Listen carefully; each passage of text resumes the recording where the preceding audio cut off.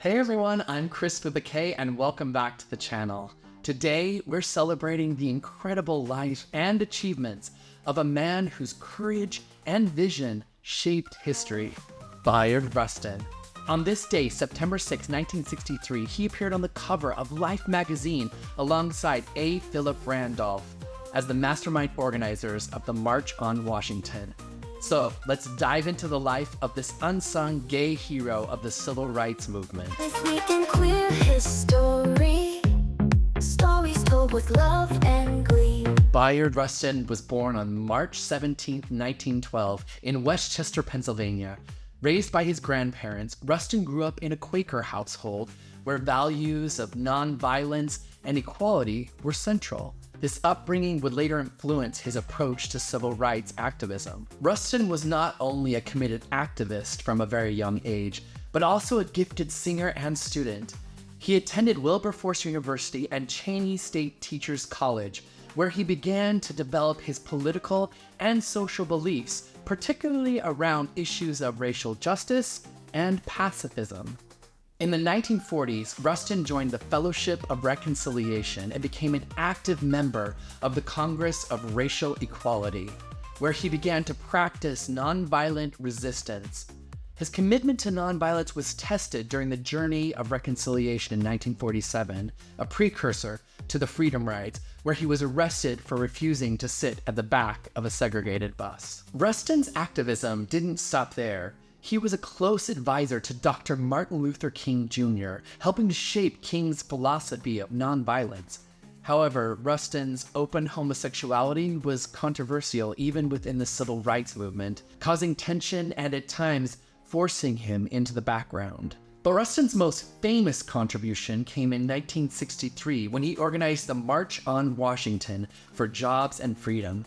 This event, which drew over 250,000 people, was one of the largest political rallies for human rights in U.S. history.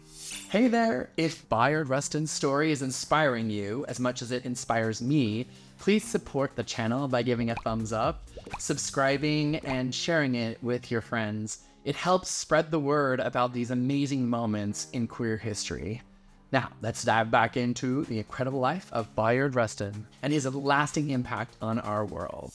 On August 28, 1963, Rustin stood behind the scenes as the logistical genius of the March on Washington. He meticulously planned everything, from the buses that brought in protesters to the sound system that amplified Dr. King's "I Have a Dream" speech. Just over a week later, on September 6, 1963, Rustin's efforts were recognized when he appeared on the cover of Life magazine alongside A. Philip Randolph, finally getting some of the public recognition he so richly deserved. Despite this moment of visibility, Rustin's contributions were often overshadowed due to the prejudices of the time, not only because he was gay, but also because of his previous affiliations with the Communist Party. Yet, he continued to fight for justice, believing deeply in the intersection of all struggles for equality. Now, I want to share just a little personal reflection. I learned about Bayard Rustin in my AP American History class, but his sexuality was never discussed. It was Utah in the 1990s, and there was still a lot of pressure for teachers to not talk about sexual orientation. And it wasn't until later on that I really discovered the full depth of his character and his unending fight for equality. And now I admire Rustin immensely. Though I don't think I have nearly as much courage as he did, but his actions are truly inspiring.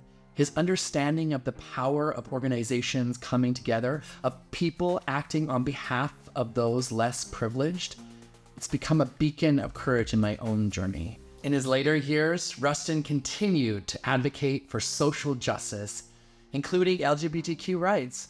He believed that civil rights were not just about race, but about human rights of all individuals.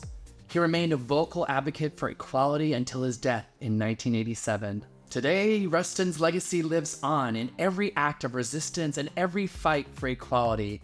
He paved the way for LGBTQ activists, showing that our struggles are interconnected and that we must always stand up for justice, no matter the personal cost.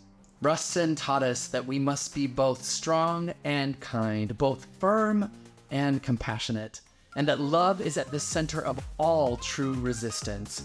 His story continues to inspire generations to fight for a world where everyone is free to be who they are. Thanks for joining me on this journey through the incredible life of Bayard Rustin. And remember, we all have the power to make the world a better place, one step at a time.